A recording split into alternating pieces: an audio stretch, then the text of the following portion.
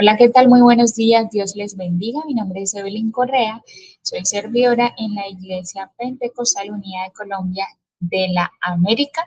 Y hoy vamos a ver este video tutorial acerca de cómo elaborar un plan de trabajo para mi comité en mi iglesia local. Entonces voy a compartirles pantalla. Voy a cerrar aquí mi cámara para que nos podamos concentrar en la presentación.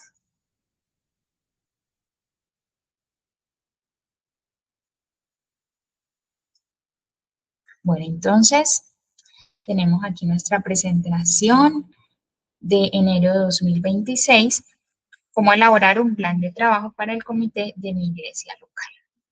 Avanzando, ese es nuestro índice, que es, para qué sirve, un plan de trabajo que debe contener, cuándo se realiza, quiénes lo deben realizar, cómo se hace, un ejemplo con manos a la obra y para terminar unas recomendaciones finales. Entonces, ¿qué es un plan de trabajo? Un plan de trabajo es un documento estructurado que describe metas, objetivos, actividades y recursos necesarios para que un comité cumpla su misión durante un periodo específico, generalmente anual o trimestral. O en algunos casos también lo hacen por semestre. Es esencialmente la hoja de ruta que transforma la visión y los propósitos del comité en acciones concretas y medibles. Ojo, el plan de trabajo contiene un cronograma de actividades, pero no se limita a este. Es decir, un plan de trabajo no es lo mismo que un cronograma, pero un plan de trabajo debe contener un cronograma. Estamos claros en eso, ¿cierto? Yo coloco aquí para que se vea mejor. Listo. Continuemos. Entonces, ¿para qué sirve un plan de trabajo? Un plan de trabajo sirve para, uno, tener claridad y enfoque, es decir, a dónde vamos, ¿cierto? Define claramente lo que se debe hacer, evitando dispersión de esfuerzos. Entonces, como he dicho, el que mucho abarca, poco aprieta. El plan de trabajo nos enfoca hacia dónde vamos en ese periodo de tiempo. Medición de progreso. Permite evaluar si el comité está alcanzando sus objetivos y utilizando sus recursos de manera eficiente. Eso nos ayuda a no malgastar el tiempo ni el dinero en objetivos que de pronto no sean los que estamos buscando. Coordinación. Asegura que todos los miembros del comité y otros líderes de la iglesia estén alineados en las prioridades. Esto es fundamental, porque en una iglesia donde hay varios comités de trabajo, si cada uno eh, se enfoca en cosas completamente distintas y no hay una coherencia o algo que enlace estos trabajos, no se va a lograr el gran objetivo o la visión de la iglesia. Entonces, si los planes de trabajo están articulados, los planes de trabajo de los diferentes comités le van a apuntar al enfoque que la iglesia en general tiene. Así que todos los miembros de este comité deben estar alineados con ese plan de trabajo. Si hay uno que piensa que debe ser de una manera, el otro de otra y el otro de otra, y no se ponen de acuerdo, realmente se van a desgastar, eh, tirando cada uno para su lado o para lo que consideran que es más adecuado. Rendición de cuentas. El plan de trabajo ayuda a establecer responsabilidades específicas para cada miembro y esto permite que uno rinda cuentas acerca del rol que le correspondió. Optimización de recursos. Ayuda a identificar y asignar de manera efectiva los recursos, tanto tiempo, dinero como personas, los recursos que sean necesarios para alcanzar pues, los objetivos o las metas de este plan. Entonces, ¿Cuáles son los elementos que contiene un plan de trabajo? Son estas diferentes secciones. Lo más importante es tener claridad cuál es la misión y la visión del comité, y es una declaración breve del propósito del comité dentro de la iglesia. La segunda sección son los objetivos estratégicos. Esto consiste en establecer metas amplias y a largo plazo que el comité busca lograr. Ejemplo, incrementar la participación juvenil en un 20%. Actividades claves o proyectos son las tareas específicas necesarias para lograr los objetivos. Y estos objetivos deben establecerse o redactarse conforme a 5 cualidades que sean específicos, medibles, alcanzables, relevantes y con un plazo definido. Responsable es establecer las personas o el subcomité encargado de cada actividad. El plazo consiste en las fechas estimadas, tanto de inicio como de finalización. Los recursos necesarios corresponden a materiales, presupuesto o personal requerido. Y los indicadores de éxito es cómo se medirá si la actividad o el proyecto fue exitoso.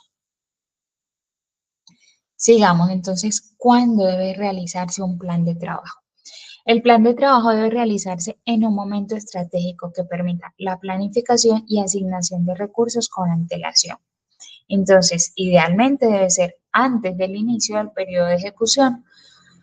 Para nuestros comités de iglesias locales, que regularmente tienen una vigencia anual, mi sugerencia es que se realice un mes antes del inicio del periodo de ejecución. Ejemplo, si nombraron el comité en diciembre, ojalá en el mismo diciembre se estén reuniendo para que a mediados o finales de enero puedan arrancar. O bien, si no se puede así, entonces que tomen el mes de enero para planificar eh, y ya el mes de febrero empezar como con la ejecución de las actividades. 2, revisión y ajuste. Se recomienda realizar una revisión mensual y trimestral para asegurar que el plan sigue siendo relevante y para realizar ajustes si las circunstancias han cambiado. ¿Quiénes deben hacer un plan de trabajo? Entonces, para nuestros comités de iglesias locales, tenemos que los comités están conformados por varias personas. Entonces, el líder, el secretario, el vocal o el auxiliar, el tesorero, ¿cierto? Entonces, los miembros de este comité son los encargados de elaborar el plan de trabajo de este comité. ¿Cuál es el rol del líder? El líder debe facilitar la reunión, guiar el proceso y asegurar la alineación con la visión pastoral. Es el líder el encargado de establecer comunicación con el pastor o con la junta directiva de la iglesia local para tener claridad acerca de cuál es la visión del trabajo para ese año o para esa vigencia. Los miembros del comité deben aportar ideas, experiencias y comprometerse con las tareas y los plazos. El secretario del comité debe documentar el proceso y el resultado final, así como apoyar pues todas las actividades. Y el pastor o el grupo de liderazgo principal de la iglesia debe revisar y aprobar el plan de trabajo para garantizar que en verdad esté alineado con la dirección general de la iglesia. Entonces, ¿cómo elaborar un plan de trabajo? Entonces, aquí tenemos 7 pasos. Estos 7 pasos nos van a facilitar la elaboración del plan. Y en primer lugar, el primer paso es nuestra parte espiritual. Es la oración por dirección para que nuestro Dios, nuestro Espíritu Santo, nos diga, nos oriente acerca de por dónde enfocar el plan. Y algo muy importante en este primer paso es reunirse con el pastor o la junta o el grupo de liderazgo de tu iglesia.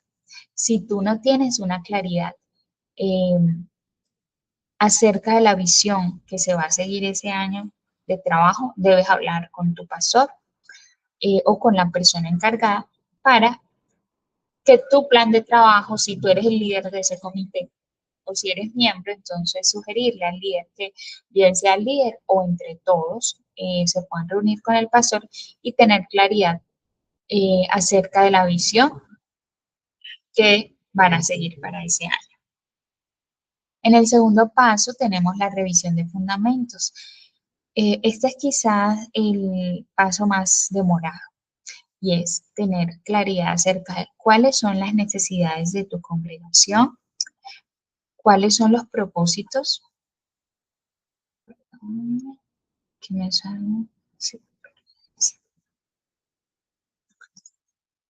¿Cuáles son los propósitos que vamos a buscar en este plan de trabajo y un análisis o evaluación de los resultados previos? El paso 3 consiste en el establecimiento de objetivos. El paso 4, identificación de actividades. Paso 5, asignación de responsables y plazos. El paso 6, la estimación de recursos. Y el paso número 7 y el último, la documentación y la aprobación. Entonces vamos a desglosar cada uno de ellos. Pero antes aquí hay como unas recomendaciones generales del cómo. Entonces, hay que hacer el plan de trabajo en equipo. Hay que redactar el plan para todo el año o el tiempo pues que tu líder o tu pastor te hayan sugerido, 6 meses, 3 meses, un año. Concretar las fechas de los programas desde el principio, así sean fechas tentativas.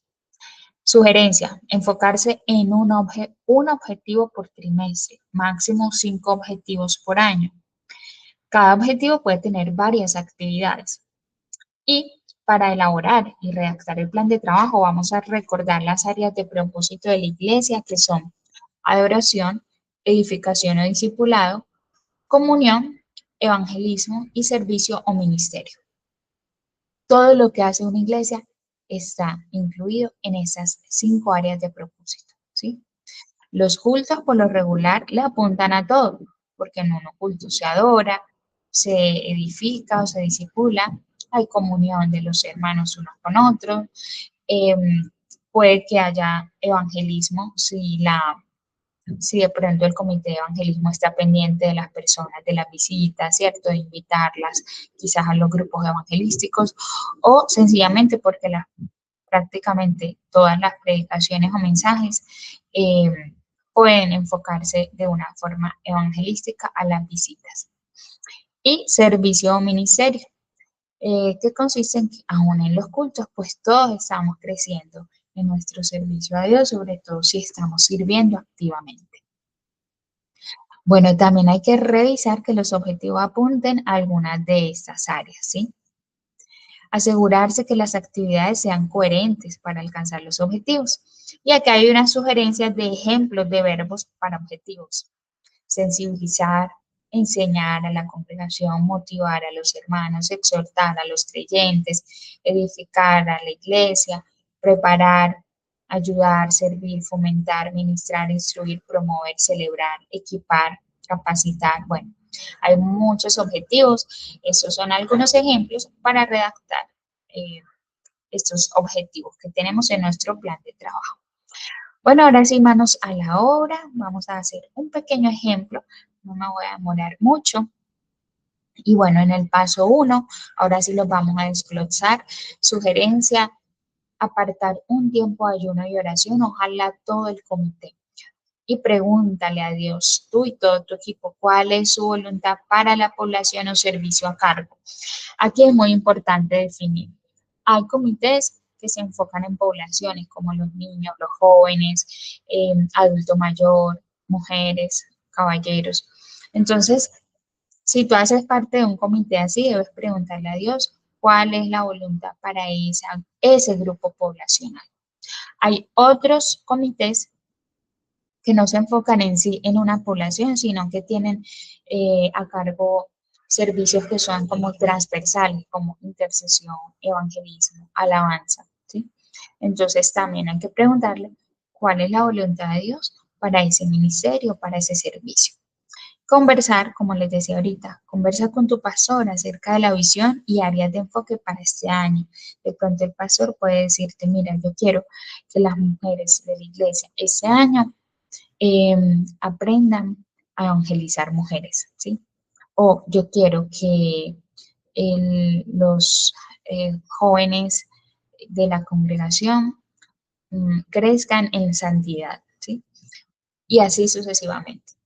Bueno, en el paso de los fundamentos, habla con el comité anterior y pide su opinión referente a los resultados del año anterior. Puedes hablar, si tú no estuviste en ese comité, pues habla con el líder o con los miembros de ese comité y pregúntale qué funcionó, qué opinión tienen, qué consideran que puede seguir funcionando, qué otras cosas de pronto debemos quitar, etcétera. Indaga con el público objetivo, ejemplo, las damas, los caballeros, los jóvenes, ¿cierto? Acerca de las necesidades más importantes para este año. Para eso yo te sugiero, puedes utilizar encuestas de WhatsApp, formularios de Google, hacer un mural de opiniones donde las personas ahí mismo en la iglesia puedan escribir qué necesitan, o hacer un buzón de sugerencias, o de pronto puedes planificar un conversatorio para escuchar las necesidades. Conversen en equipo acerca de cuáles áreas de propósito deben fortalecerse este año y haz un listado de las necesidades a resolver. Aquí hay una estrategia que pueden utilizar, se llama el árbol de problemas. El árbol de problemas se divide en tres áreas. Una superficial, donde están las hojas, otra central, donde está el tronco, y otra, digámoslo como oculta, que es donde están las raíces, que son las bases. Entonces, nosotros regularmente cuando vemos un problema, estamos viendo solo lo superficial. Aquí hice un ejemplo, al azar, por ejemplo, que es lo que nosotros vemos. Ay, la gente no está viniendo a los cultos. O de una juzgamos. Hay poco compromiso con las actividades que les proponemos. O los creyentes mantienen una actitud pesimista o hay mucha pereza espiritual. Eso es lo que vemos, ¿sí? Pero a cada uno de estos problemas aparentes vamos a buscarle una causa y a esa causa otra causa más profunda.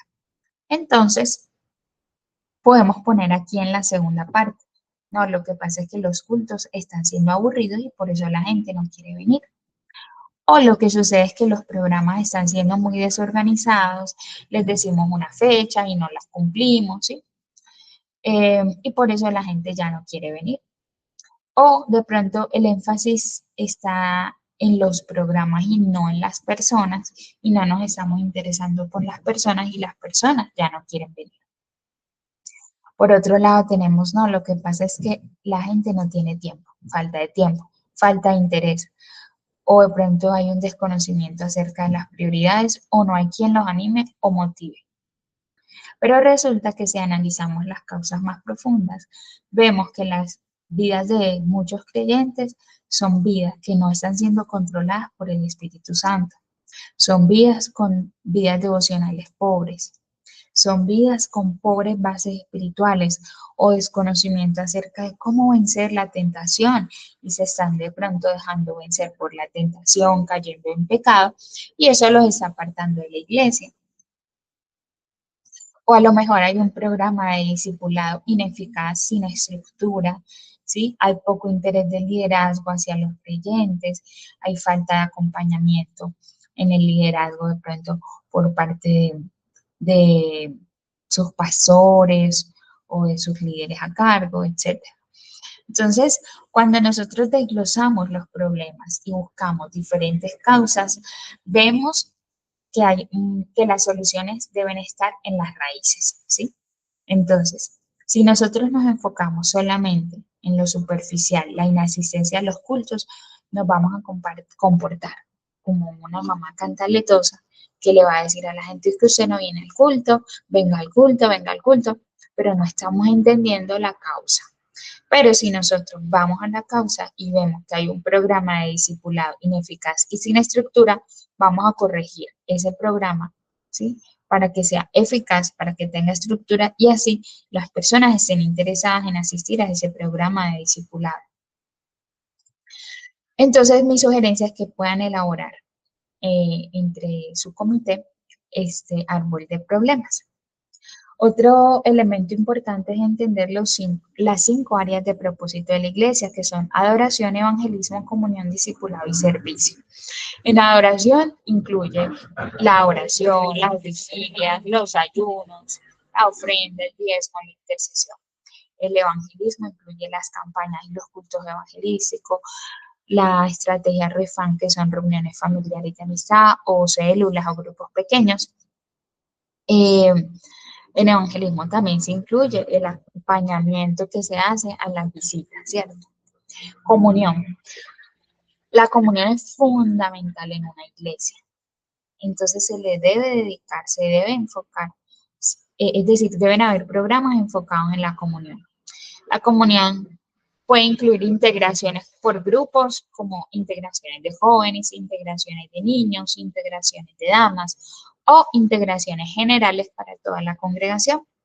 También allí se incluyen la celebración de cumpleaños, las celebraciones de aniversario, las visitas de acompañamiento cuando alguien está enfermo, cuando alguien no puede asistir a la iglesia.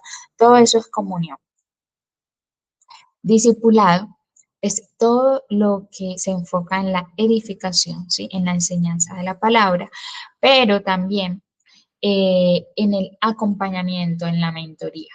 Entonces, discipulado es el trabajo que hizo Jesús con sus discípulos, ¿sí? De todos los días estarles enseñando, estarles edificando, pasar tiempo con ellos. Así que esto luce no solamente en la enseñanza en los cultos, sino en las mentorías uno a uno o por grupos, ¿sí?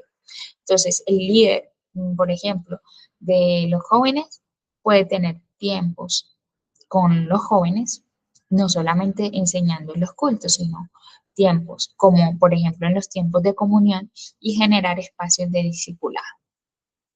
Eh, las damas de la iglesia pueden ir y visitar a las mujeres de su iglesia en grupos, hacer grupos en las casas, grupos de oración, grupos de estudio bíblico, ¿sí? Y allí tener un ambiente de discipulado.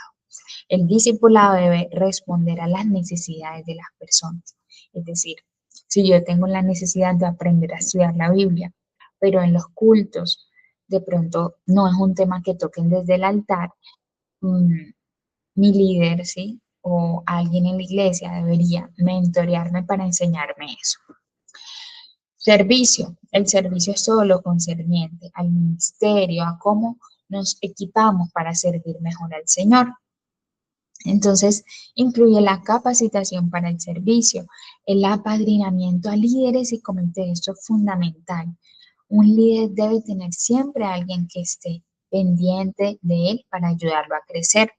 Y eso está incluido acá en el servicio o ministerio.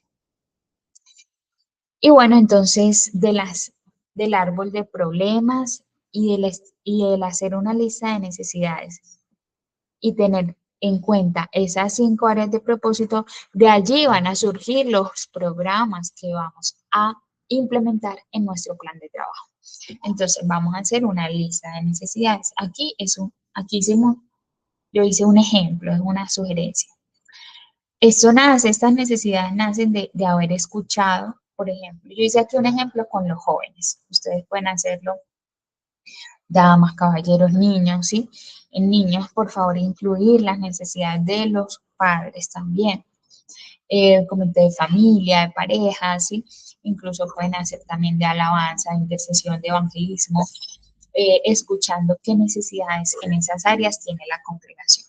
Entonces vamos a ver este ejemplo.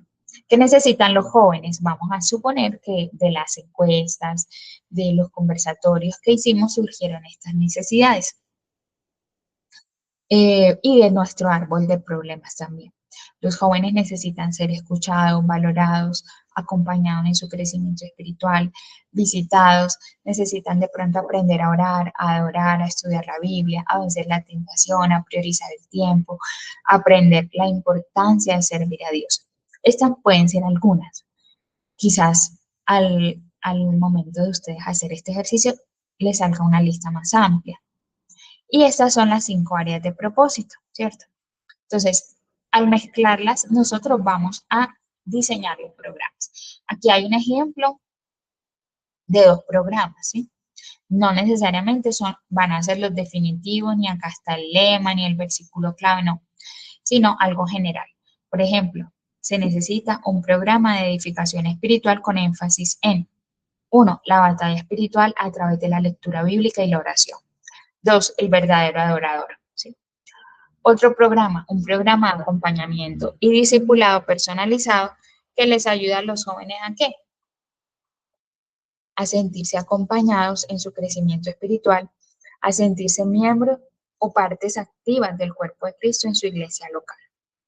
Entonces, por eso les decía que estos fundamentos hay que dedicarles tiempo, ¿sí? Porque si esto queda bien, el resto es, como decimos, pan comido. Y los objetivos, que es el paso 3, establecer los objetivos es fundamental. Vamos a guiarnos por esta sigla, SMART. Está en inglés, pero es fácil de recordar. S de specific o específico se refiere a qué, ¿sí? ¿Qué es lo que vamos a lograr? M de medible, cuánto, ¿sí? A de alcanzable, cómo, R de realista, con qué, y T de tiempo, cuánto. Entonces, aquí, ya teniendo en cuenta este objetivo anterior, vamos a diligenciar nuestra tabla de plan de trabajo. Y aquí ya vamos en los pasos 4 al 6 de actividades responsables, plazos y recursos. Entonces, un objetivo específico puede ser exhortar a los jóvenes a crecer en el estudio de la palabra de Dios y su espiritualidad a través de la participación en los cultos juveniles. Entonces acá ponemos 4 actividades que corresponden al mismo objetivo. Por ejemplo, aquí yo los discriminé por trimestre.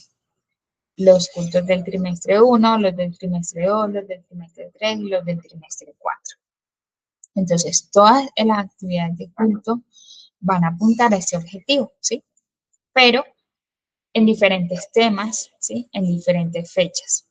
Entonces, acá está, por ejemplo, en los del trimestre 1, nos vamos a enfocar en jóvenes vencedores. Estos son ejemplos, pues, como rápidos que diseñé ahorita. Aquí podemos poner este paréntesis, lo puse como para tener claridad, vencer la tentación, el pecado, la pereza, etc. Ahora, ustedes en cada trimestre, a cada trimestre le pueden sacar incluso otros objetivos específicos ya de forma interna para que cada trimestre vayan planificando las actividades de ese trimestre. Entonces, acá está solo de forma general, bueno, de enero a marzo. Pero el ideal entonces es que ya luego para ese trimestre saquen un objetivo específico, como puede ser exhortar a los jóvenes o enseñar a los jóvenes cómo vencer la tentación, ejemplo. ¿Sí? Entonces ya colocan la fecha específica de ese culto, ¿vale? Responsables, por aquí yo a todos puse comité de jóvenes, pero ustedes pueden poner si lo van a hacer en conjunto con otro comité. Y los recursos, por ejemplo, necesitamos para este trimestre 300.000 pesos. ¿De dónde lo vamos a sacar? Vamos a vender unas Biblias, ejemplo. Y los indicadores de éxito, número de jóvenes que estudian la palabra de Dios en su devocional diario y el número de asistentes a los cultos. En el trimestre 2 lo vamos a enfocar, por ejemplo, en la adoración y así cumplimos uno de los propósitos, de las áreas de propósito que hablamos. Entonces puede ser, vamos a enfocarnos en este segundo trimestre y podemos hablar de la adoración, de la oración, de la intercesión, de la intimidad con Dios, ¿vale? Y esta es la fecha, el periodo de tiempo de abril a junio. Aquí hay otra fuente de recursos, vamos a vender libretas devocionales. Fíjense también que las ventas están relacionadas con el tema. Si vamos a exhortar a crecer en el estudio de la palabra de Dios, pues qué bonito sería vender Biblias, libretas para hacer devocionales, etc. Y así sucesivamente. Entonces el trimestre 3 es de jóvenes obedientes, ¿sí? El trimestre 4 va a ser de servicio. Acá tenemos otro objetivo, enseñar a los jóvenes acerca de la verdadera adoración. Que vamos a hacer una semana acerca del joven adorador con una vigilia. Eso va a ser la tercera semana del mes de junio. Y, por ejemplo, acá colocamos en los recursos como ya habíamos puesto acá unos recursos en el segundo trimestre, estos nos pueden servir para aquí, suponiendo. Y los indicadores, el testimonio de los creyentes acerca de un cambio en su vida de adoración. Entonces, fíjense que aquí hay actividades para las diferentes áreas de propósito, ¿ya? Ahora, por ejemplo, me voy a saltar acá una. La última dice promover una cultura de evangelismo juvenil. ¿Cómo? A través de qué actividades de la refa juvenil o el grupo pequeño. La fecha va a ser 2 sábados al mes en las tardes, ¿sí? Entonces, ya luego ustedes pueden hacer otra tabla específica para la REFAM acerca de los objetivos que van a alcanzar y las actividades con los nombres y la fecha. Entonces, esta tabla es muy amplia, muy genérica. Ustedes la pueden detallar más con fechas exactas.